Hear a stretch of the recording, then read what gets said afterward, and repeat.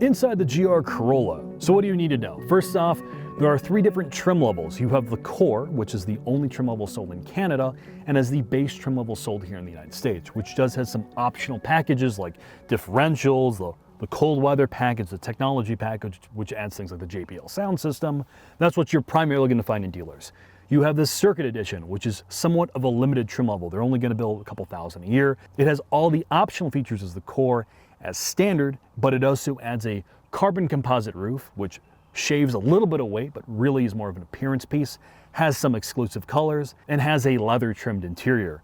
Then you get the Morizo Edition, which has some mechanical changes. It is so limited, we are never gonna see one really in the real world. They're limiting it to a couple hundred a year. And by the time a dealer gets a hold of you, it's gonna be $90,000. It doesn't have back seats, it has a harness bar, doesn't have rear window regulators. It's the hardest core model, but again, you're never gonna get a hold of one. Well, this is based on the standard Corolla hatchback. Most of the key touch points and design of this interior are essentially the same, which comes with some pros and cons. The con is, unlike the Civic Type R and the Golf R, Toyota has not removed the shit from shit box. This still feels like an economy car. If you're spending over $40,000, it will be a negative. Much of the plastics of this car feel like they've come out of a gumball machine.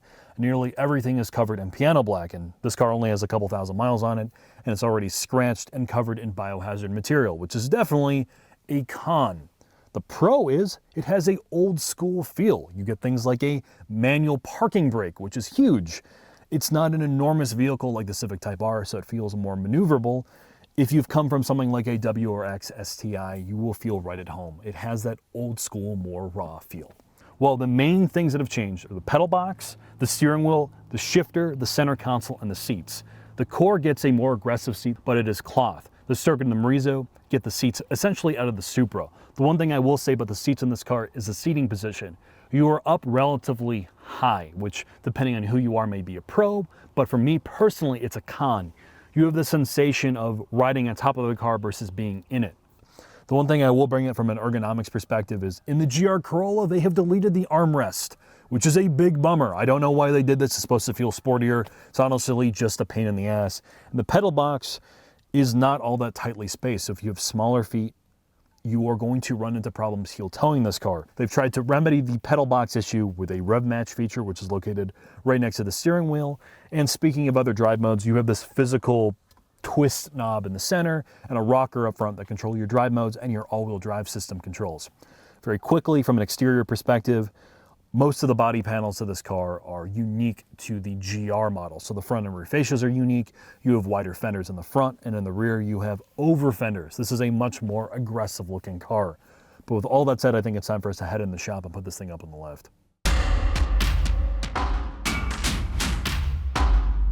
Mark, we're finally underneath a GR Corolla.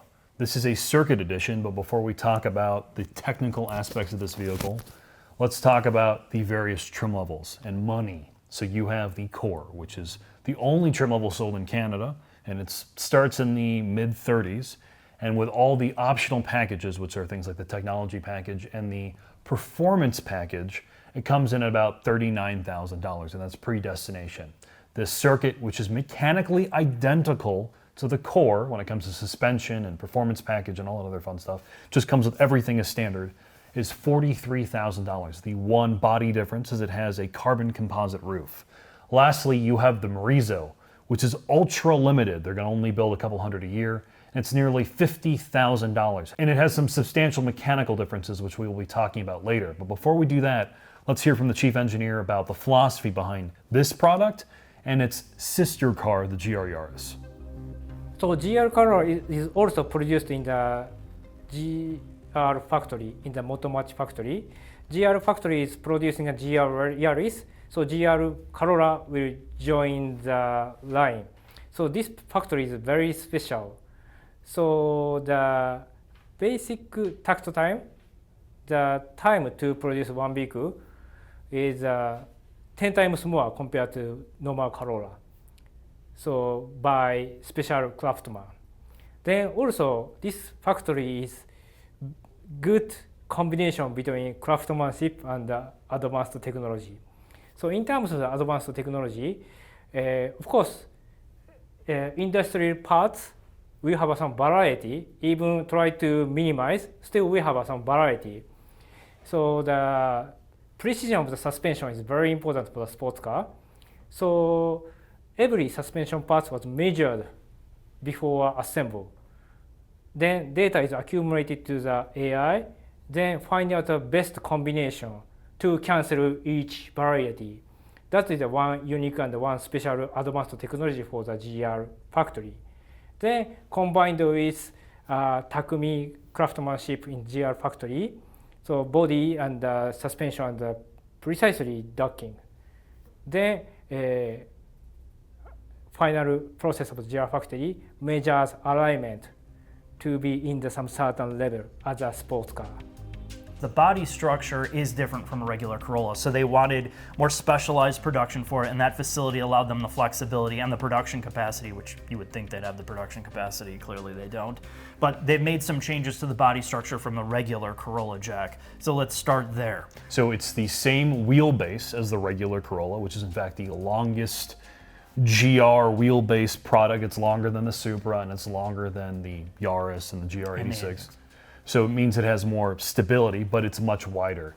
It gets a wide body, which you can clearly, so when you look at it, it's like 50 or 40 millimeters wider in the front and like 80 or 90 millimeters wider in the rear.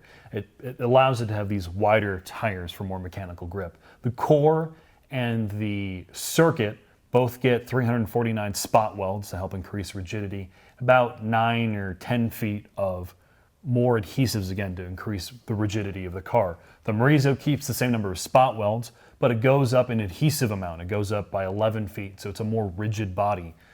We want to walk through some of the other body changes, Mark, on the Morizo before we talk about the suspension. So the big difference between the Morizo is they wanted it to be hardcore. This was something for Toyota. You know, Akio Toyota got behind the car during the development. He's like, it's not connected enough. It doesn't feel right. It doesn't feel hardcore enough. And I think they hit the point of like, what are most of the people going to buy and what are the car that we want to make that's like fun? So that's what the Morizo edition is. The spring rates are higher by necessity because of the tire grip from the Cup 2s. They made some changes to the dampers. You went from twin tubes on all the other cars to a monotube damper. You have the changes to the interior rigidity by removing the rear seat and putting a big support bar in the back, and there's a harness point where you can mount a harness bar in the interior as well. There's screw holes for that. The other part is they changed the shifter bushings. They put a reinforced bracket in there for better feel, different materials like suede or Alcantara type material, so you have better grip in the steering wheel and the shifter. The seats are different, more supportive. It's more of a semi-bucket. And then you go to the manual transmission. Obviously, it's the only option. They changed the gear ratios, and they also reinforced the gear sets with some shot peening and different components. So it's just a more hardcore car. And on top of that, they upped the torque. It goes from like 273 to 290 plus 295. So it gives it that extra oomph that you need to make it feel more special. It is lighter a little bit. It's just a more focused car all the way around. So getting back to the suspension of the core and the circuit, again, they are identical, particularly when you option a core with a performance pack. And to be clear, you can get this car with open differentials. Don't. You should be getting the 2 Torsen differentials. So in the front, you have a different subframe than the standard Corolla. It's lighter by about 5 kilograms. And the geometry has also been changed. They've raised the roll center to get closer to the center of gravity to have a little bit more stability. It's camber stability. That's what it is. You're adding more camber here, and they just want more stability under lateral load because you're producing a lot more grip than the traditional TNGA-C car had. The spring rates of the core and the circuit are 50 newton meters front, 60 newton meters rear. If you're getting Morizo, it's 55, 80. That's again primarily built around the tires. The Morizo gets Cup 2s that are 245s. The circuit and the core get 235s, Pilot 4s. They are a much less aggressive tire. The brakes, though, are essentially identical. They have a 2-piece rotor design with a giant monoblock caliper. When it comes from aero, while there's not a ton of downforce on this car, they have smoothed out the underbody of this vehicle. There's more coverings on the underbody to reduce lift and reduce drag as well. The big thing, though, from a chassis dynamics perspective, obviously the rears had to be changed because this is all-wheel drive. Mark, do you want to explain how the GR-Four all-wheel drive setup works? This is a first for Toyota and like an eco-fun platform, and the long story short is it's a front-wheel drive platform. It's the same, right? So you have your front differential, which opt for the Torsens, of course. it's always sending power to the front wheels, always, okay? And then they have a drive shaft that goes from the transfer case to the back. There's no center differential here. That drive shaft is always spinning, and it goes to a torque coupling that is connected and disconnected in the back via a wet multi-plate clutch system. And what it's doing is it's taking the torque away from the front and pulling it to the back. So as those clutches grab, it's all software based. It doesn't matter what mode you're in. The mode, all it's doing is allowing you the maximum amount of torque. So if you go 30 front, 70 rear, but it's not going to be continuously sent there. So if you're on a straightaway, it doesn't detect that you're turning the wheel. It will release that clutch plate in the back, and then all that torque will transfer to the front. It's also about thermal management. This is not designed, there's no coolers in the back, so it's not always going to be on in the back like that. Just think of that clutch system as pulling away from the torque from the front to send it to the rear up to 70%. And that's how it's managing it, all through software and all their algorithms that they've designed and tested through all their motorsports development that he talked about. The modes exist so you can tell it what to prioritize, but it's not always going to meet those numbers. If you listen to the chief engineer, essentially what he says is this is always going to behave like a front-wheel drive car first. They wanted to take the inherent balance of a front-wheel drive car, specifically turn in, so it won't understeer as much. So as you turn in and power, it'll prioritize sending power to the front first, and then it will send the power to the rear, so it'll give you the corner exit stability of an all-wheel drive car. So you're supposed to be getting the best of both worlds, but this will not feel like a torque vectoring diff or rear-wheel drive car. It's always going to feel more front-wheel drive, like a old Subaru WRX STI. A lot of this software design is to manage temperatures in the back. It's not a system designed to have 100% load to the back all the time. It has to take power away from there. Even if you're in 30-70, it's going to look for where you can have conditions where those clutches can let go and send more torque to the front. Like if you're in a straight on a circuit, that's how it maintains it. That's really the software thermal management of this system, Jack. But if you do load this thing all the way up, and I talked about in the interior commentary, there's no rear differential temperature gauge that you can see inside the car. It will inevitably overheat the rear diff. So if you're on a track with a lot of turning, a lot of heat involved, if you run a stickier, wider tire, you generate more friction. Sooner or later, it's going to go into limp mode, and it'll become a front-wheel drive car, which sort of defeats the purpose of a lot of this. If we do a long-term series on this car, which we are heavily debating, please comment in the bottom if you want us to do an ownership series like we did for the GR86 on this car. We'll figure out if we can fix that problem. I've heard exhaust wraps, coolers, blah, blah, blah. We'll hopefully figure it out. Yeah, and we're planning to buy it for your daughter for a Sweet 16 anyway, so it'll just work out. So let's talk about the engine, but first let's hear from the chief engineer. Actually, there is some story. So before joining the Super Taikyo race with hydrogen Corolla, we joined the GR Yaris. So 2 years, 2 seasons. So we joined the Super Taikyo series with GR Yaris. We find many issues with engine if we want to increase the horsepower. So that's why we can quickly improve the horsepower for the GR Corolla. Actually, this is a motorsports development. So at first, we worked on it to reduce the back pressure. So it's easy to increase the horsepower just increasing the boost. But in that case, difficult to manage the exhaust system because high back pressure prevent to close the exhaust valve. So at first, we implemented a triple pipe exhaust system to reduce the back pressure. Then also, we need to reinforce the exhaust camshaft support to make exhaust valve moving precisely. So we added additional support to the exhaust camshaft, and we reinforced the exhaust valve spring. Then also we need to put in the more fuel to generate more power. Of course, power is almost equivalent to the fuel, the amount of the fuel injected.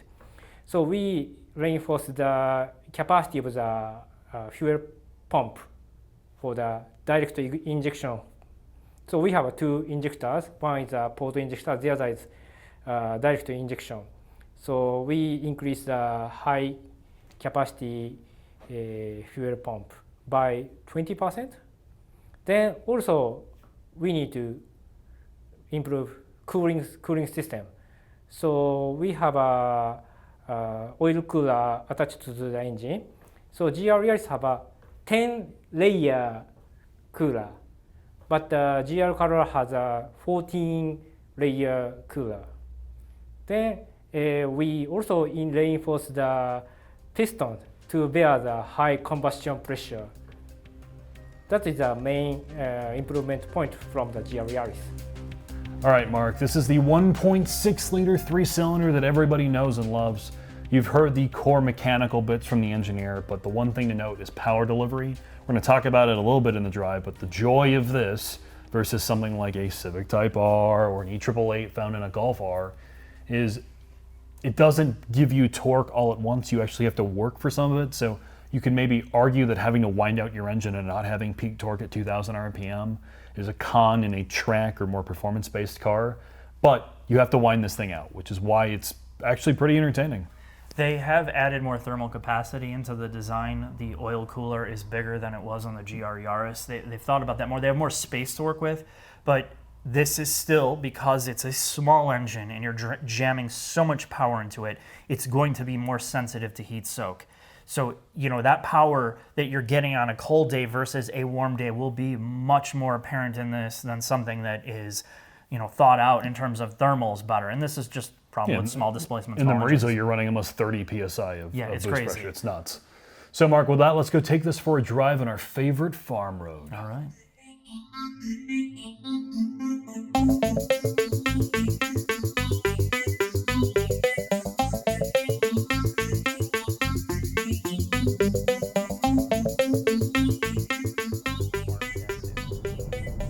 Cliche farm road, Mark. We are finally not in Utah. We're not in a 100-degree, like... We're in one of the most advanced driving areas in the United States right now, Jack, and let's get this GR Corolla off the line. Let's see how bad I bog this thing. You ready? You don't even have traction? Oh, you do have have traction of course. control. I'm not even in expert mode. I'm in full off. Oof.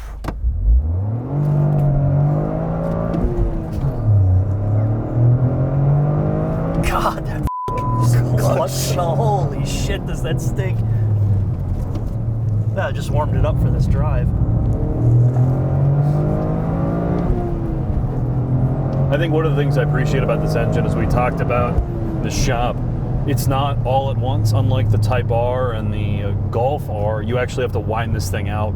Peak torque comes up higher in the RPM band, and you have to work for its rewards, which may objectively make it worse, but out here in the real world, it makes it more entertaining. Oh, it makes it far more entertaining. And I drove this today, and I thought to myself, man, like, I'm so down on this car because of our track experience being such a dud. I mean, it was so hot. The car was so heat. We were such a high elevation. I mean, it was worst case scenario. Now we're at the best case scenario. Got great power, got great grip levels. The thing feels fast as hell. There's a ton of traction, ton of grip. The car's not gonna ever overheat or get heat soaked out here. And all you want to do is drive like a maniac, and you can. And we talked about this before we got in the car, and you're like, that's not rear-wheel drive. Why would you get this when you could have a rear-wheel drive car? And I get it when you come up and you've had more experience and more cars where you like the rear-wheel drive experience, but myself, I didn't get to grow up experiencing that. I didn't get in cars when I was young until I was in my 20s where I can actually afford a car. And this, to me, at 25 would have been, or 30, would have been the ideal car because it's fast, it feels safe, it feels neutral. You can drive it at 10/10s on the street and you don't feel like you're gonna lose control of the car, even with everything off. I love how quick and nimble it is. You can flick it in a corner, you can do something completely asinine, and the thing does not lose control, and you can just pound and pound and pound it, and it's just fast enough to be fun on the street. I'm in two different minds about this car. There's a part of me that, like, why would I buy this? I can't power oversteer this thing everywhere like a BMW or a V8 American car. But, you know, being in the mind of someone who's actually going to use this car in the real world, like, we have access to racetracks where I can drift cars around. In the real world, you can't really do that. Right. And in the real world, when you drive this, when you're not dealing with the mechanical deficiencies on track, it is such a capable car.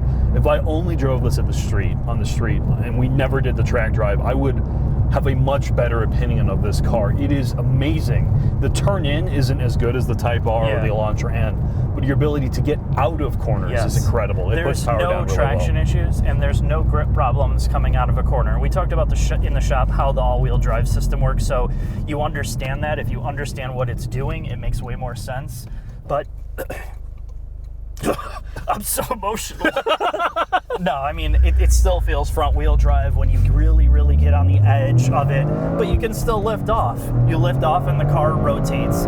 But the big thing here, compared to all the competitors, basically every competitor out there, is the sound of the engine. It's a big X factor in driving like an eco shit box, even though this is not an eco shit box. It's a performance hot hatch, but it has an engine character to it that the four cylinders don't have. The four cylinders that are adding all the fake engine noise, like the Type R, it really does give you some emotion, even though you're dealing with a three-cylinder. It's a huge pro to this, including the shifter. You have a manual shifter. You have a physical parking brake, and I can't even tell you how amazing it is to have this once you get used to having an electronic parking brake and how big of a pain in the ass that is, especially in winter. When if you just want to pull it up to get some rotation out of it and reduce understeer, having this here is like a godsend in all season conditions. So, I mean, I think my opinion has changed on this car greatly driving out on the street. And driving flat out, I can see why somebody would pay $40,000+ for this and enjoy it every day. It is really amazing. This is the closest thing to a spiritual successor to something like the WRX STI currently sold. Yeah, it still has the, old school charm of a somewhat chintzy interior, right? But it has the Japanese character you're looking for in a car like this. I will say is a street car. If you're purely going to use this for like commuting and having a little bit of fun on your commute, compared to its immediate competitors, though, it's definitely far less refined. Oh, it's far less refined. But you're not expecting that out of this car. You're not expecting total refinement, and I think that's what Toyota did a great job. Is they understood that they needed a real, like, Toyota performance car that was driver focused, and they did sacrifice some of the refinement out of this car to make it a little bit more edgy. It doesn't ride anywhere as well as the Civic Type R or the Golf R. It does not, and I think I'm okay with it until you get on really bad pavement. If you're in an area that has really, really bad pavement all the time, it's going to get old fast. But on normal roads, you can tell it's very compliant, it's very comfortable. You don't have adaptive dampers, you don't have all electronics associated with that, which means if you're buying this, that means you can go to the aftermarket and kind of sort out some of those suspension deficiency problems with this. You add more tire to it, like we've also talked about. You're gonna have a very, very high performance all-season car that you're gonna be tearing up all the roads. You're going to be going nuts in this thing, and I really like it. Gearbox, engine performance, steering, turn in, exit, and of course initial grip off the line is all at a very, very high level for a car like this. I can't wait to drive one of these things in the snow. I'm sure if it's wet out, you can get the rear to rotate. I mean, I've seen people do donuts in this thing in a parking lot. I'm sure on bad roads with gravel and snow, it'll be very, very entertaining. This is not going to do like pirouettes unless in the dry. You're not going to be getting this thing to like fly around and rotate like that. The all-wheel drive system's not designed to do that. That's not how wet this is. or in snow, you can get some of that fun where you can't do that. And something like the Elantra. With this, Elantra that and really Civic helps. Type R. So with that, Mark, I think it's time for us to wrap this video up. All right, Jack, let's do it.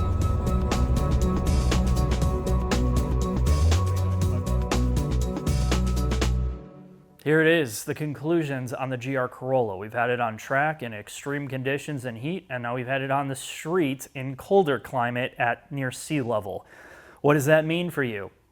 The takeaway is this car, in large part, it feels like a throwback to when cars were more simple. It really came to mind today driving it. It felt like a Honda Fit of the past, or some of these older, like mid-2000s cars because of the interior simplicity. It doesn't feel overburdened with a bunch of technology. It feels like a very connected driving experience, one that is really no bullshit. And I think if you're of the age and if you're the mentality of that, where you don't need a ton of space, you don't need a CUV or an SUV, you don't need a larger car like the Civic Type R, there's a lot of charm to driving this. It's one of the better cars, at least on the street, to go pound around all season long. Like snow, rain, everything, it can do it all with the right tires, and I really, really like that about it.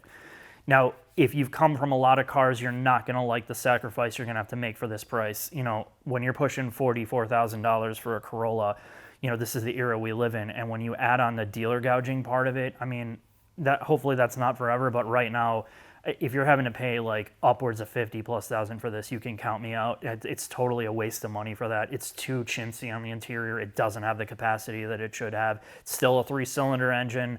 You know, I would rather much have a higher performance car or even used one over this. But, you know, if you're not paying over sticker and you're getting this and you know exactly what you're getting into, and the sacrifices of interior capacity and all of that and some of the outside looks, you're going to love this car. It really is one of the best driving cars of the modern age that brings back some of the old school charm that we've been desperate to have in a driver's car, or at least a hot hatch. I'm going to leave it at that. Thanks for watching. See you next video.